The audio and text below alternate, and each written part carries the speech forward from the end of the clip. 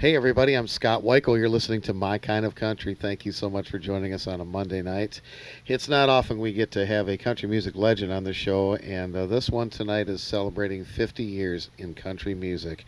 He had his first number one song in October of 1974 with Devil in a Bottle, and since then he has had 22 number one songs and some of the best country music out there, and it's an honor to have him on the show tonight. One of my friends and a gentleman that I always love to talk with. It's an honor to welcome T.G. Sheppard to My Kind of Country. Well, how are you, T.G.? It's great to hear your voice again, have you on the show. I appreciate it so much. Well, it's always good to talk with you, my friend. We go way back, and, it's been a very busy year so far with me doing my 50th anniversary tour, and of course, we're celebrating now the 45th year of Do You Want to Go to Heaven being number one. And so as long as there's something to celebrate, I am happy, but it's good to hear your voice. Well, there's always something to celebrate, and I think that's a major milestone, 50 years in country music, and that's quite a feat considering you're only 49 years old. I'd like to know how you pulled that off, TG. Yeah, I don't know where the 50 years went. It went so fast. Oh, I'm telling Somebody you. said, how much longer are you going to do this? And I said, maybe another 50. No, it goes quick. You got to stop and smell the roses. Boy, that's for sure, no doubt about it. Looking back when you started out, did you ever dream that you would be sitting here having a conversation with me 50 years down the line with a successful country music career? No, I hoped and I dreamed that it would happen, but I don't know. You never know in life. I think the harder you work, the luckier you get. I've always worked hard, and I've always tried to do the best I can each time out with music, and each time out to do a show, I've always tried to hopefully make sure that the people who come and buy tickets enjoy what they saw. But no, I never dreamed that I'd be sitting here doing this 50 years later, and still on the road every week. And I might mention that if anybody wants to keep up with what I'm doing on tour, they can go to tgsheppard.com, get our tour schedule, or you can follow us on all of our socials, Instagram, Facebook, Twitter, YouTube. So I love social media. It's a great tool, and there's so many things that are negative in this world. But if you make a decision to use something for a positive reason, then it works extremely well. And I find Facebook to be a valuable tool for what I do with the radio show. And I know you and Kelly do a lot of live videos on Facebook, and it's a great way to stay in touch with your fans. Well, I wish we would have had this back in the 80s, back in the hot years. I mean, yeah. It is a great tool to be able, if you're a new artist just starting out, you have so many more avenues now to reach people that we didn't have back in the 80s. And boy, I sure wish we had had it back then, but I sure enjoy it now. Boy, that is for sure. TG, tell me a little more about Trying to Beat the Morning Home. I know you co-wrote this song, and tell me the story behind the song. Well, I was at the Gavin Convention in Kansas City, Missouri, and Devil in the Bottle had just gone number one, and we were searching desperately for the follow-up, because that follow-up to a number one when you're a new artist is the most important, because that either starts your career or it can end your career right there. And so we searched and we searched. We couldn't find one, and I sat down with some friends of mine, and we took pen and paper and wrote Trying to Beat the Morning Home. And lo and behold, we struck magic again, and it went number one, our second number one. So, I don't know, it's just, sometimes if you can't find what you want, you have to make it happen. So, we just sat down and wrote a song, and it became a hit. Well, I've always enjoyed songwriting. I should do it more. I don't do it as much as I used to, because time doesn't permit. But I have a lot of respect for the song pluggers and the writers in Music City who write every day and write incredible songs, because it's quite a challenge to be able to sit down and put words on paper and say them in a way that they haven't been said before.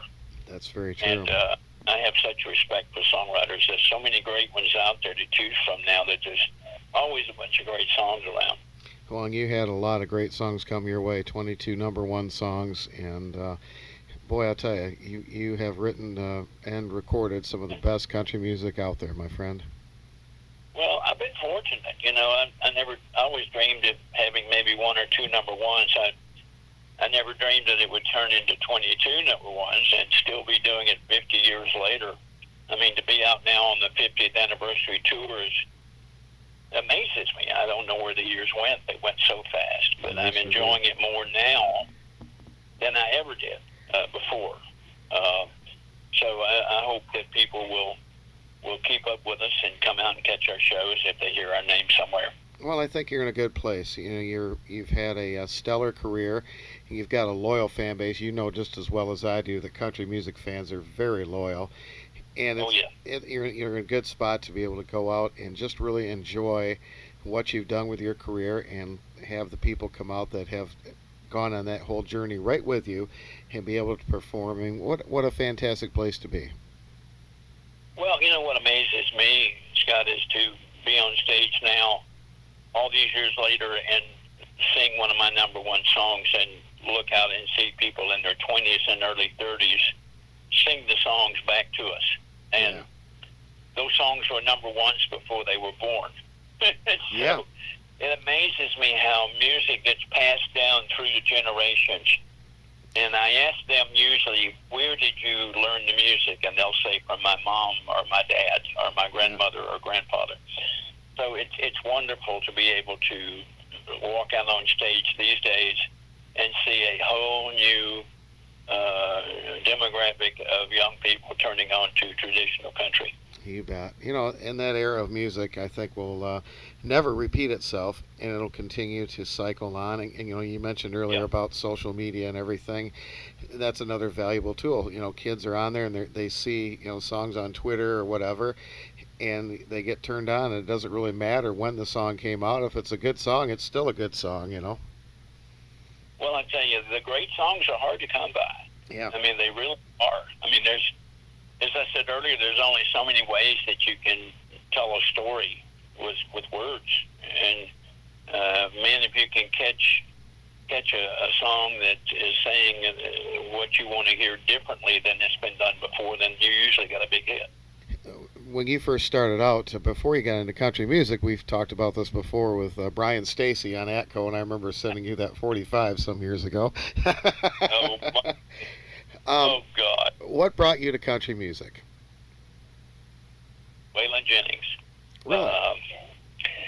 I was just sitting down with Waylon one night when I was an RCA rep, and in a hotel somewhere, and he took his guitar out, and I started singing along with him, and he looked up at me and he said, "Hoss, why aren't you still in the record business? You need to become a country singer." And I said, "Yeah, right." He said, "I'm telling you, man, you need to try it."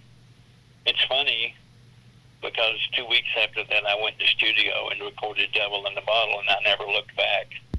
And so I guess Waylon is the reason that I'm sitting here today talking to you. Wow, that's really cool. That's neat.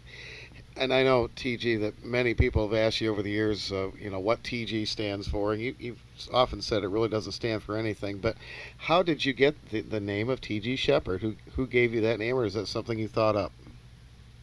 I just thought it up, Scott. I was working for RCA as Bill Browder, my real name. And then when I was signed by Barry Gordy at Motown on their new country label, I kept thinking, well, here I am drawing a paycheck from RCA, and I'm recording for the competition. Could be a conflict of interest. I may get fired. So I just picked an assumed name to record under, and I just sat down one night and took a piece of paper and a pen and wrote down a T and a G, and Sheppard came to mind, and I wrote it out and stayed with it, and lo and behold, I turned into the guy. There it is. It just happened. And I I love your Melodyland records that you did with Motown, and your version of "I Can't Oh Help yeah. Myself" Four Tops. And I know our buddy H.D. Ainsworth, he just loves that thing, and he was looking for that Oh, thing for years, and he got a hold of me one time. He's like, "Do you have this?" I'm like, "Yeah, I'm looking at the record right now." So I put it on a disc and sent it to him, and man, I'll tell you, he played that thing like every day for a month on his show. I love doing that song, and I love doing the Solitary Man, the old Neil Diamond song too. So I don't know. Back then, before I could find the real great new songs, we had to do the older ones. And so when there's a lack of great new songs, you kind of go back and do remakes. So that's what we did with those two. Well, you did a great job on them. And Thank you. this might be a hard question to answer, but of all of your songs that you've had, maybe hits or maybe a song you didn't have a hit with, what is a song that you would go to as one of your most proud moments?